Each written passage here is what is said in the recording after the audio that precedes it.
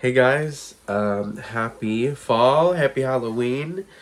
I am looking at my grow tent right now. It's a 5x5, a Zazzy grow tent. I have a lot of things in spike that I'm excited about, and some seasonal stuff like tuberous sundews that are just about to come up, that of course are one of my favorites, so I'm pretty excited. And I thought it would just be a good time to do a tour. I also have some really exciting news in the realm of my plants, my grow spaces, of a new project that's almost completed, that I will be making a video about soon. I just can't wait to share with you guys and keep updating as it proceeds. So yeah, let's get into this. So here we are, looking at the tent. I've made a couple tweaks since the last time you have watched a grow tent tour. One of them being this oscillating fan. Before, I just had a fan down at the floor here that was kind of blowing midway through the tent. But what I started to have issue with was mold. I was getting some like dampening off happening of like this powdery mildew starting to spread. And so I just knew I needed to nip it in the bud and get ahead of it, because once you have a powdery mold issue, it can be really traumatizing and damaging to your collection. So I haven't seen any of it since I put in this new oscillating fan. My great auntie was very kind to give me her fan um, for my grow tent. So I just brought in the last of my outdoor orchids. This was a plant that I kept out until the very last second, really. I brought it in, and then 2 days later, we had a killing frost, like a really heavy frost, which is usually, mid October here in Western New York. That's usually about the time that happens. So this is a maxillaria tenuifolia, and that's of course the coconut orchid. And for me, this has been a very vigorous grower. I think for most people, it's a pretty vigorous grower. It's very easy. I purchased it as a pretty large clump, and it's just since only gotten bigger. Um, it's still kind of out the tent right now for room's sake. Like when I'm in there working around, I have to like pull it out because it just stays in the floor. I've got to reorganize and makeshift.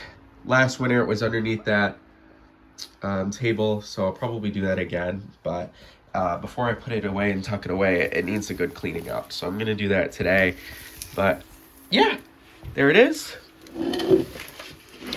I also had my philodendron aberrans. That was also outside up until last week. Okay, let's get into it. So I usually like to start in this corner. This is my Begonia parviflora, looking good. I have a little compote, a community pot down here that has a very big pothos. It's just a bucket. I have a big pothos growing out of it. There's an orchid that I just kind of set in here. It's a Dendrobium transparens. There's a Piper crocatum. There's a really lovely begonia. This is Bartonier Hort. And then Irian Jaya begonia down there. And yeah, I love a little community pot moment. Got some other begonias down here. That's Begonia Frida, one of my favorites. Up top here, I wanted to document this. I just repotted this zygopetalum over the summer, the middle of August, and it really needed it. It was living down here on the floor, and it was one of the plants that was giving me so many signs that we needed to upgrade the airflow in here. It was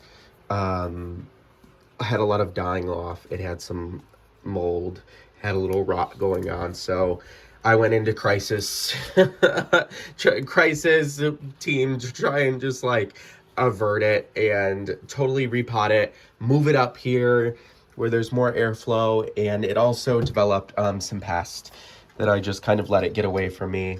It was having a little scale moment. So it's been treated so many times now with neem and a mixture of essential oils. It seems to have taken care of it, but I still spray it every time I'm working in the grow tent. I'll probably do that for another week or so. I've been doing it for, what is it, 2 months now, treatment. But it looks so much better. It's definitely happier up here. It might be a little bit too much light. I don't think zygos need a ton of light. They definitely are more the shaded areas of your grow space. I know that people grow them with their cymbidiums kind of tucked between the cymbidiums underneath that understory. Speaking of compot, community pot, there's a mishmash of Drosera adelae, Drosera schizandra, Utriculare cornigera, and then for some reason Dracula low-tax, which it's definitely too wet to be growing an orchid in this pot, but I haven't done anything about it and it's still growing, so for now I guess it is what it is. Moving over, this is kind of been the fixation since I started watering them again a few weeks ago. These are my tuberous sundews. Every day I'm in here checking, scanning the soil surface. As some of you know, if you grow tuberous sundews, you have to be very, use a fine eye to look for the sprouting sundews. And it can be quite frustrating. It's just patience because you don't know when they're going to come up. It can take months or just a few days to a week from when you start watering them for them to, erupt through the soil. But I'll show you the two that are sprouted. Here's a squamosa in the corner. This is one of the tuberous sundews that flowers first before its leaves. So there's a little, you might not even be able to see, it's a little bundle of flowers that are about to open, and then it will put its leaves down after that. There's a few other squamosas, and there's also a Drosera etheriza. Right here you can see the skirt of dead foliage. If I could hold still, that I can't wait to see come up. I always just really cross my fingers because my anxiety will be like, they died, they didn't make it through the winter, but for the most part, they usually do return. The other one that is back from the dead is Drosera rupicola. Now there is two in this pot, and the other one has started to sprout, but you can't even see it on the camera. It's so small, but you can see the one here. And this pot is Drosera purpurescens. It hasn't started to sprout. I have Drosera selena and then Drosera squamosa. I have a lot of squamosas. They're one of my favorites, so I guess I just make room for them. Okay, apologies for the shaking. It was the way I was crouched down there. In the back here, I have two Biblis gahuis. These are annual species of carnivorous plant. They are from endemic to Australia, and these are not the perennial species. These are annuals, so we'll probably get a few more weeks out of it. It almost looks like they are starting to respond to the cooler temperatures by slowing down, and eventually, very sadly, they will die off. I have been pollinating the flowers, and I hope to get some seeds.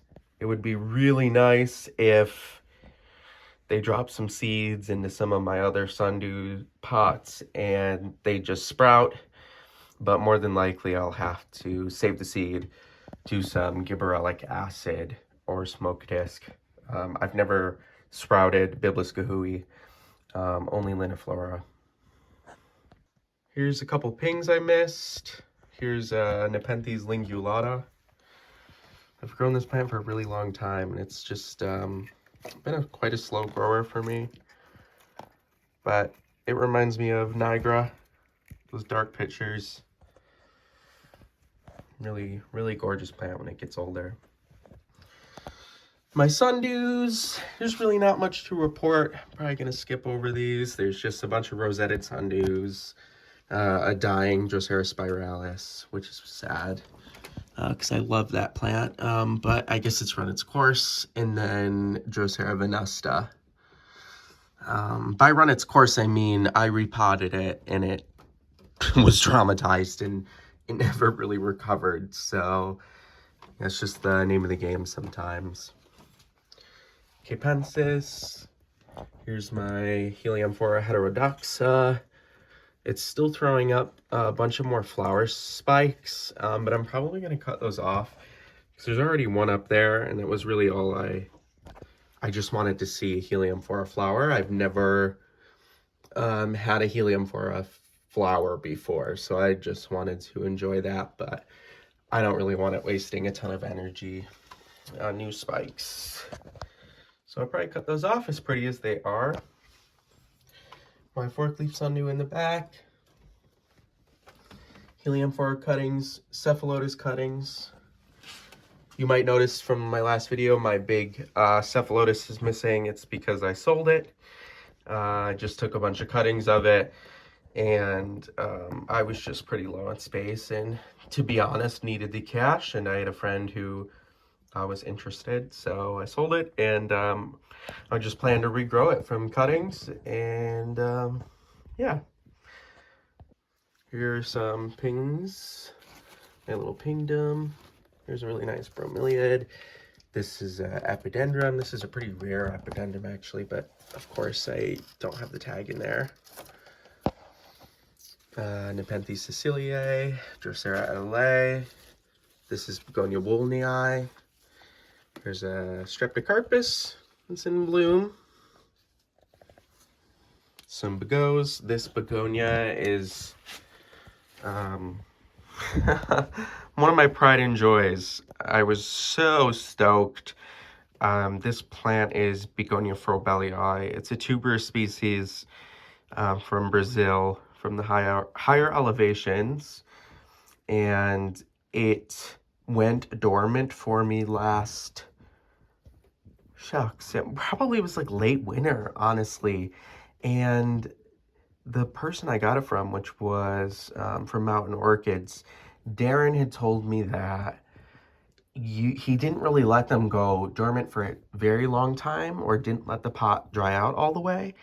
And I did. I let it dry out all the way, and it was dormant for months. And then I really crossed my finger. I pulled it out of my grow closet, and I was like, oh my God, like I honestly forgot about it.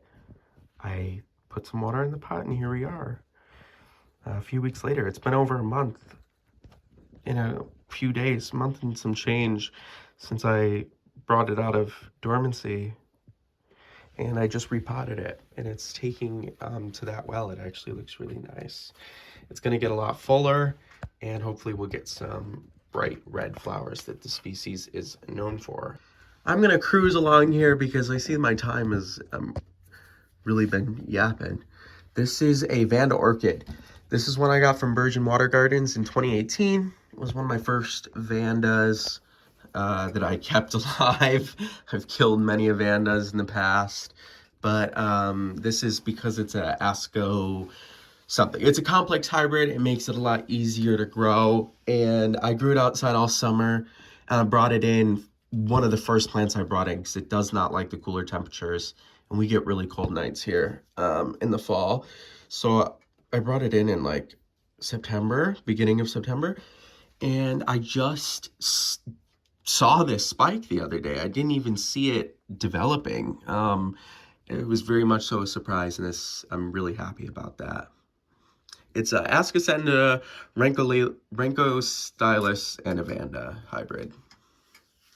I have an Encyclia over here. I've got Nepenthes, Spatulata, my Brassivola area. This is Cuculata, but it's, what did they rename it? They're always doing that. Appendiculata, synonym Cuculata. Brassavola nodosa. This is a type of nodosa. I think it's Norm Older or something like that. Nepenthes porcelain. Renko stylus. And over here, I've got a mishmatch of orchids. I've got another orchid in spike that I'm so stoked. It is a Stanhopea. And the spike, very interestingly, is going up. I think it got bent on something. So it's growing up. Stanhopeas usually flower through their baskets, down. But I don't mind. I'm excited to see the flowers. And I have a feeling that it's going to be fragrant because I kind of already smell something cinnamony over here, and I do think it's that. Okay, mishmatch of orchids, begonias, aroids. This is white stripes. This is Angraecum leonis. This flowered for me over the summer. Some other hybrids. This is my Encyclia cuculata, or cochleata. This is my Nepenthes rocco, which is one of my favorite Nepenthes hybrids ever. It's very nostalgic for me. I grew it when I was a kid. This is an unknown begonia variety that is really pretty. Grown that for a long time. It's kind of fluorescent-ish if you saw it in person. Phalaenopsis, Dendrobium, Nepenthes Ime. It's got pictures all over the place. I've got my Oncidium section here. Trying to keep these guys warmer this year because they didn't do a ton last year. I think they were too cold. I grew them like down on the floor here. So hopefully the difference in a few degrees will maybe see some flowers next spring. More begonias. Begonia. Begonia borneensis, bromeliad. This is Begonia Sophie, which I love. Looks great. Unknown begonia. This is, what do they call it? U502? Yeah, U502. It also has another name. I think they call it wine something because the back of the leaves are blood red. Anthurium, my little begonia section, begonia cuttings. In my begonia bowls, I have Begonia Medumiae. Also from Darren at Mountain Orchids. It's a really pretty species. Still getting settled into this bowl. And then I have a flowering begonia that's really fun.